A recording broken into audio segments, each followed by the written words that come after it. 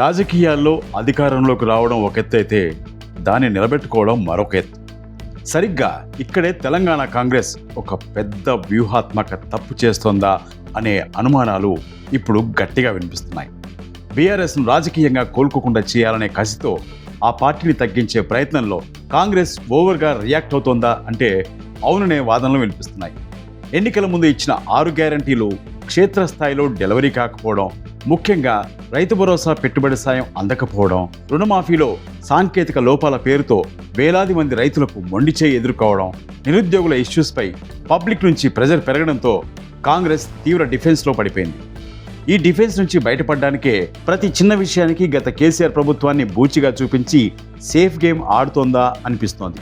అధికారంలోకి వచ్చిన మొదట్లో గత ప్రభుత్వ పాపాలు అనే సెంటిమెంట్ ట్యాగ్ లైన్ ప్రజల్లో బాగానే వర్కౌట్ చేసింది. కాళేశ్వరం ప్రాజెక్టులో వైఫల్యాలు జరిగాయని, అప్పుల కుప్పగా తెలంగాణ మారిందని, ఆర్థిక పరిస్థితి ఘోరంగా ఉందని కొన్ని శ్వేతపత్రాలు చూపిస్తూ కాంగ్రెస్ పొలిటికల్ మైలేజ్ తెచ్చుకుంది.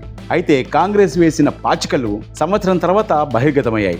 ఏడాది దాటిన తర్వాత కూడా ఇంకా అదే ఫ్లాష్ బ్యాక్ కథలే చెప్తామంటే ప్రజలు వినే పరిస్థితిలో లేరు. అయితే ప్రజలు కాంగ్రెస్కు ఓటేసింది కేసీఆర్ని తిట్టడానికా లేక మా బతుకులు బాగు చేయడానికా అంటూ మండిపడుతున్నారు. ఇక్కడ ముఖ్యంగా చెప్పుకోవాల్సింది ఏంటంటే పాలకుడిగా తన ముద్ర వేసుకోవడం కంటే కూడా కేవలం బీఆర్ఎస్ ఎమ్మెల్యేలను పార్టీలోకి లాక్కోవడం, కేటీఆర్, హరీష్ రావులపై కేసులు పెట్టడం, విమర్శలకే తొలి ప్రాధాన్యత ఇవ్వడంతో సామాన్య ప్రజల్లో పాలనను వదిలేసి వీళ్ళు కేవలం రాజకీయాలు చేస్తున్నారేంటి అనే నెగిటివ్ ఇంప్రెషన్ స్టార్ట్ అయింది.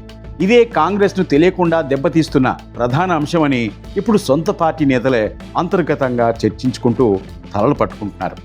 ఇక ప్రతి సభలో రేవంత్ రెడ్డి కంపల్సరీగా కేసీఆర్ జపం చేయడం మాత్రం పక్కాగా జరుగుతోంది. నిన్నగాక మొన్న కూడా కేసీఆర్ ఎప్పుడొస్తే అప్పుడే అసెంబ్లీ పెడతాం అని రేవంత్ రెడ్డి అంటుంటే జనం నవ్వుకుంటున్నారు. ఇవి పథకాలు అమలు చేతగాక డైవర్షన్ పాలిటిక్స్ చేస్తున్నాడనేది బహిరంగంగానే అర్థమైపోతుందని చర్చించుకుంటున్నారు ప్రజలు. ఇక అసలు ఈ ఏడాది కాలంలో కాంగ్రెస్ చేసిన ప్రధాన తప్పులేంటో ఒకసారి విశ్లేషిస్తే, మొదటగా హైడ్రా పేరుతో పేదల ఇల్లు కూల్చడం, తర్వాత మూసీ ప్రాజెక్టు నిర్వాసితుల ఆగ్రహం కాంగ్రెస్కు పెద్ద మైనస్గా మారాయి. పేదల కడుపు కొట్టి బ్యూటిఫికేషన్ అవసరమా అనే ప్రశ్న ప్రజాక్షేత్రంలో బలంగా వినిపించింది. ఇక రెండవది హామీల వైఫల్యం. నెలకు 2,500 రూపాయలు మహిళల అకౌంట్లో వేసే మహాలక్ష్మి పథకం ఎటుపోయిందో తెలియదు. ఉచిత బస్సు ప్రయాణం వల్ల ఆటో డ్రైవర్ల పొట్టకొట్టారనే విమర్శలు ప్రైవేట్ రవాణా రంగం నుంచి తీవ్ర వ్యతిరేకతను మూటగట్టుకుంది. ఇక మూడవది పరిపాలనాపరమైన తలబాటు. సచివాలయంలో కంటే ఢిల్లీ పర్యటనలకే సీఎం, మంత్రులు ఎక్కువ ప్రాధాన్యత ఇస్తున్నారనే టాక్ బాగా నడుస్తోంది. దీనివల్ల స్టేట్ లెవెల్లో డెసిషన్ మేకింగ్ ఆలస్యం అవుతుంది. ఇవన్నీ కాంగ్రెస్ చేజేతులా చేసుకున్న సెల్ఫ్ గోల్స్. మరి ఈ గందరగోళంలో కేసీఆర్ క్యాంప్ ఏం చేస్తోంది? కేసీఆర్ సైలెన్స్ వెనుక ఒక పక్కా పొలిటికల్ క్యాల్కులేషన్ ఉందని అంటున్నారు రాజకీయ పండితులు. యాంటీ ఇంకంబెన్సీ అనేది కేవలం టైం ఫ్యాక్టర్ అని ఆయన నమ్ముతున్నారు. కాంగ్రెస్ తన సొంత తప్పులతోనే గ్రాఫ్ తగ్గించుకుంటుందని కేసీఆర్కు బాగా తెలుసు.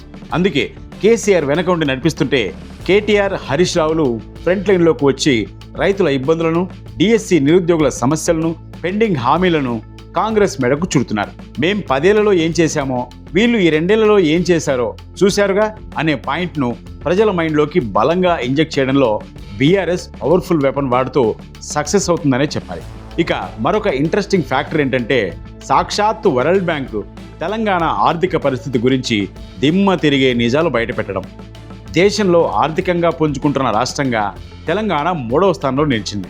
తెలంగాణ ఖజానా ఖాళీ అంటూ కాంగ్రెస్ చేస్తున్న వ్యాఖ్యలకు వరల్డ్ బ్యాంక్ ఇచ్చిన రిపోర్టుతో కాంగ్రెస్కు మైండ్ బ్లాంక్ అయింది. బీఆర్ఎస్ పండగ చేసుకుంటుంది. ఏది ఏమైనా ఇప్పుడు తెలంగాణ పాలిటిక్స్ కంటెంట్ నుంచి బ్లేమ్ గేమ్ వైపు షిఫ్ట్ అయ్యాయి. కాంగ్రెస్ తన వైఫల్యాలను, హామీల అమల్లో ఉన్న చేతగానితనాన్ని కప్పిపుచ్చుకోవడానికి ఇంకా ఎంతకాలం కేసీఆర్ పేరును వాడుతుందో కానీ అది రివర్స్ అయితే మాత్రం విక్టిమ్ కార్డు రూపంలో బీఆర్ఎస్కే పెద్ద లాభం చేకూరుస్తుంది. పాలిటిక్స్లో ఎవరి స్ట్రాటజీ రైట్, ఎవరిది రాంగ్, కాంగ్రెస్ బొక్కబోర్లా పడిందా లేక మళ్ళీ పుంజుకుంటుందా అనేది వచ్చే స్థానిక సంస్థల ఎన్నికల తీర్పే తేల్చనుంది. మరి ఫైనల్గా బీఆర్ఎస్ను దెబ్బతీయబోయి కాంగ్రెస్ బోర్లా పడిందనే అనుకోవచ్చా? మీ అభిప్రాయాన్ని కామెంట్లో తెలియజేయండి. మరిన్ని ఇంట్రెస్టింగ్ వార్తల కోసం మా సిటిజన్ పల్స్ను ఫాలో అవ్వండి.